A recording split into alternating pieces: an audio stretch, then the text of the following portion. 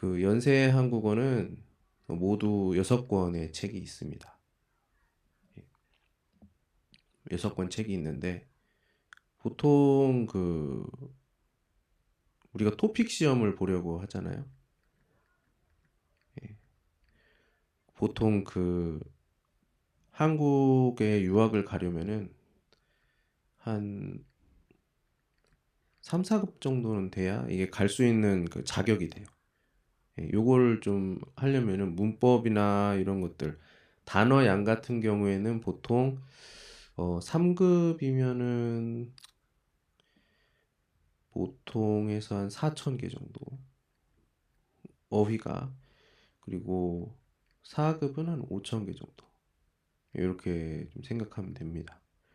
그럼 보통 이 5,000개를 배울 수 있는 어떤 책이나 이런 걸 보면은 이 토픽 4급 같은 경우에는 보통 한 연세 한국어 한 4권 정도 비슷해요. 예.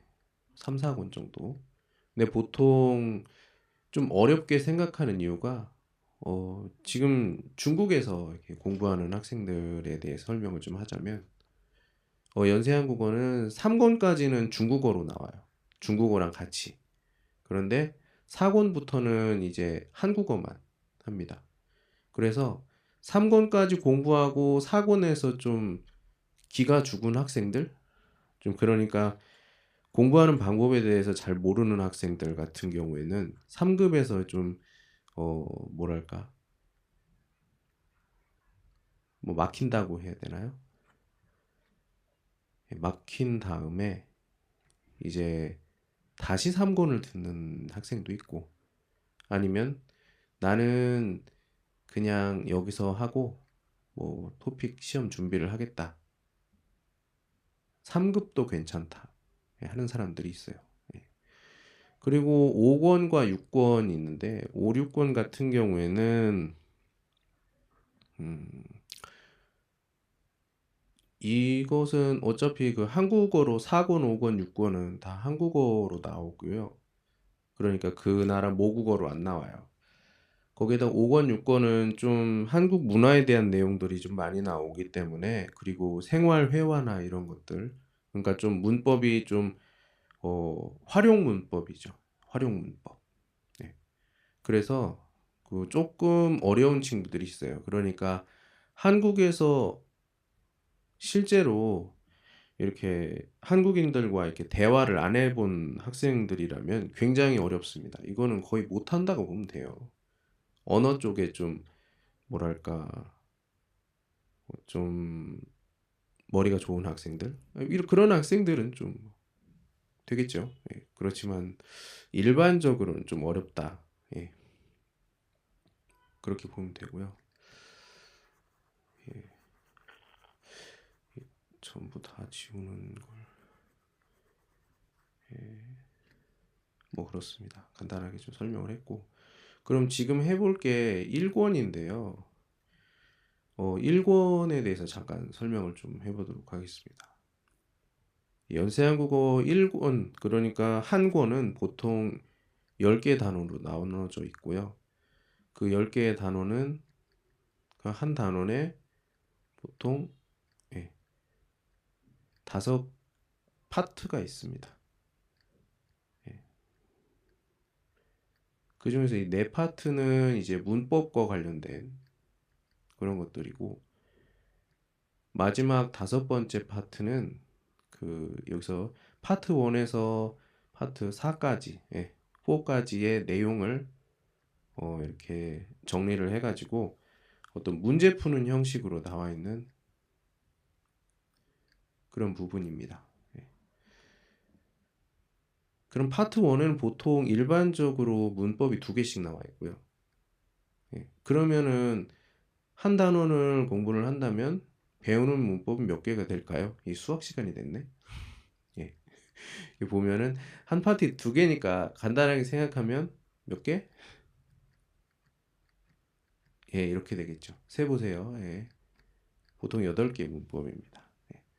이 8개 문법의 이거는 보통 초급 문법 같은 경우에는 이게 한 단원에 하나의 문법일 수도 있어요. 그렇기 때문에 조금 가변된다는 거. 하지만 2권 연세한국어 책 2권 이후는 어 2권 이후는 보통 좀 문법들이 많이 나오기 때문에 한 단원에 한 파트에 2개씩 나온다고 생각하시면 됩니다.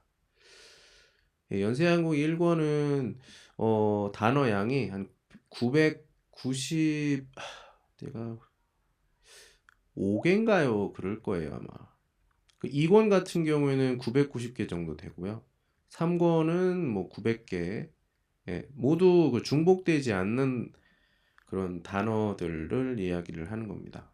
단어양. 그럼 보통 일반적으로 여기에 선생님들이 얘기하는 어떤 다른 단어들, 교과서 외의 단어들까지 합치면 몇 개겠습니까? 보통 한 권을 공부할 때 복습하는 거 빼고 새롭게 알게 되는 단어가 1000개씩 되죠. 그러면 4권을 마칠 때는 4권까지 열심히 했다면은 보통 최소한 외우지는 않아도 본 단어든 4000개 4000개 정도 되는 겁니다. 자, 그러면 아까 얘기했던 것처럼 한국어 능력 시험 4급을 볼 수 있는 3급, 4급을 볼 수 있는 어떤 단어 양이겠죠. 이거는 그런 책 수업, 교과서 수업을 봤을 때 볼 수 있는 단어들을 얘기하는 거예요. 만약에 내가 이거 이렇게 교과서 공부 이외에 나는 토픽에 대한 어떤 단어나 뭐 이런 문제를 좀 풀고 있다. 그렇다면은 아마도 같이 공부하면서도 한 배우는 단어 이외에 교과서에서 배우는 단어 이외에 혼자 공부하는 단어까지 합치면 못해도 이게 보통 한 7,000개 정도 된다고 생각해요. 지금 이 공부하는 거는 보통 한 권을 공부하는데 보통 90시간 정도를 사용을 합니다. 보통 하루에 한 3시간씩 했을 때 뭐 휴일 쉬고 그러면은 거의 뭐 한 달 정도 되겠죠? 그러니까 일반적인 학원에서 공부를 한다 그러면은 보통 한 3달 정도면은 연세한국어 3권까지는 마무리가 되는데 제 목표는 우리 와이프는 그 한국어 능력 시험 2급을 아주 편하게 볼 수 있는 수준이기 때문에 그러면은 토픽 1권과 2권 이 정도만 해도 충분하다고 생각합니다. 그 나머지는 이제 만약에 한국에 같이 갈 수 있게 된다면 그때 또 다시 얘기를 하면 되겠죠. 뭐 그렇다는 거 하면서 또 같이 한번 보도록 하겠습니다. 보통 이 4가지 아까 얘기했던 것처럼 처음은 그 인사예요, 인사. 인사, 그리팅 뭐 이렇게 얘기하죠. 그래서 첫 번째 안녕하십니까 같이 한번 보도록 하겠습니다. 뭐 영어 뜻도 있는데 그냥 보도록 할게요. 자, 그럼 우리가 생각할 때 2가지입니다. 단어를 보면 생각나는 거 뭐죠? 아, 이거 단어 외워야 돼.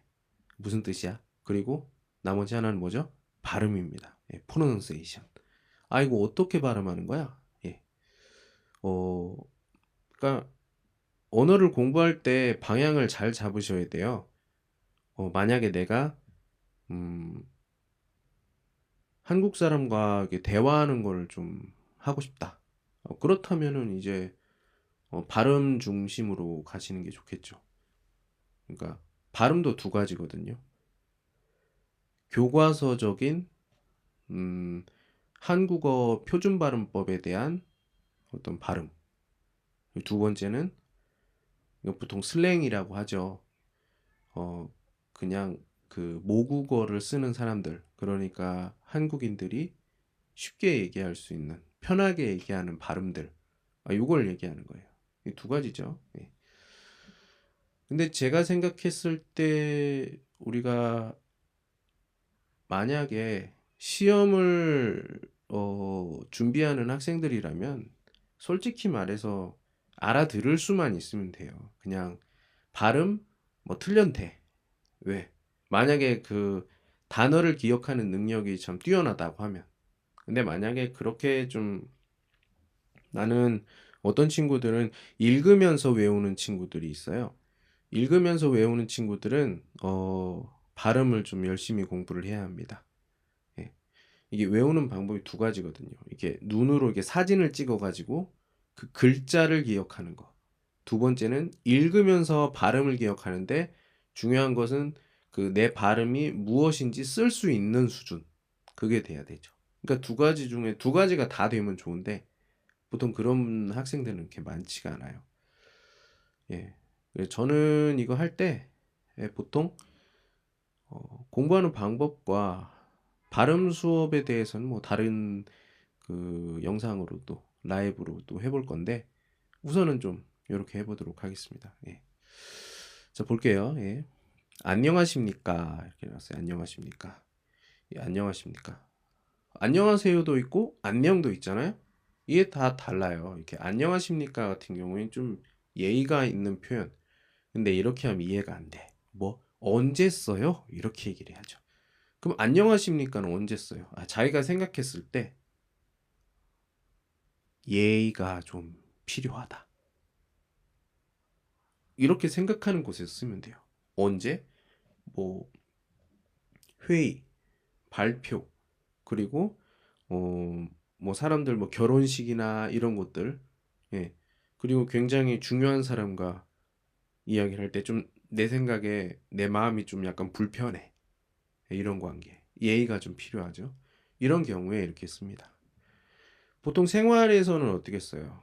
뭐 그렇게 막 불편한 사람들을 만나진 않죠. 그러니까 그냥 안녕하세요 이렇게 얘기를 하는 거고요. 굳이 안녕하십니까 이렇게 말할 필요는 없어요. 네. 자, 그다음에 네. 어도 있고 응도 있고 그렇습니다. 예. 이 중국인들 같은 경우에는 이 그 이거를 항상 쓰잖아요. 근데 지금 얘기했던 것처럼 네, 뭐 예, 그런 거 있잖아. 그리고 또 뭐 있는데 응은 뭐야? 이거는 이 두 가지는 우리가 굉장히 친한 사람이고 그리고 예의가 필요 없는 사람끼리 이렇게 얘기할 때 우리가 그 말을 쓰죠. 감사합니다. 예, 그 말을 씁니다. 근데 중국인들 같은 경우에는 이제 이게 보통 yes라는 뜻이기 때문에 어떻게 생각할까요? 그러니까 제가 한국어를 가르칠 때 막 알았어요 이렇게 하니까 응 이렇게 얘기해. 그래서 제가 되게 기분이 나빴어요. 이게 문화 차이죠. 근데 중국인들은 그냥 평소에 그냥 그렇게 쓰는데 한국에서는 그렇게 안 쓰니까. 그럼 어떻게 해야 돼? 예. 이렇게 해야죠. 예. 가르쳐 줬어요. 그래서 학생들이 그렇게는 안 하는데 이 네 같은 경우에는 조금 예의가 있으면서도 어떤 느낌? 좀 편한 느낌이야. 예. 아까 안녕하십니까 이런 상황에서 우리는 어떻게 얘기해야 되냐? 그때는 우리가 예 이렇게 써야죠. 예. 예. 무슨 그림 글자가 손이 떨려서 예로 이렇게 써야죠. 차이가 있어요. 쓰임이 좀 다릅니다. 쓰임이 다르니까 꼭 좀 기억을 했으면 좋겠고 여기 저 있습니다. 저는 보통 한국인이 그 하는 표현 중에 겸양 표현, 그러니까 자신을 좀 낮추는 표현이에요. 그렇다고 너무 낮추면 안 되지만 약간의 좀 상대방에게 어떤 존중한다는 건 아니고요. 나를 좀 낮춰서 상대방이 좀 편하게 본다는 그런 느낌? 뭐 다르게 생각하면은 우리가 그런 거 있잖아요. 우리 한국 사람들 같은 경우에는 좀 그런 게 있어요. 어떤 그 동양인들에는 어떤 체면 뭐 이런 것들이 있기 때문에 좀 자기가 좀 낮추는 이런 표현을 했을 때 양보라는 그런 표현도 있죠. 예, 그랬을 때 좀 더 자기가 좀 뭐랄까 좀 예의가 있어 보이는 그런 느낌? 네. 그러면 다른 상황, 이런 상황 언제 써요? 보통 아까도 얘기했지만 안녕하십니까 이 상황에서 저 이렇게 쓰는 거죠. 그러면 나와의 관계를 알 수가 있죠.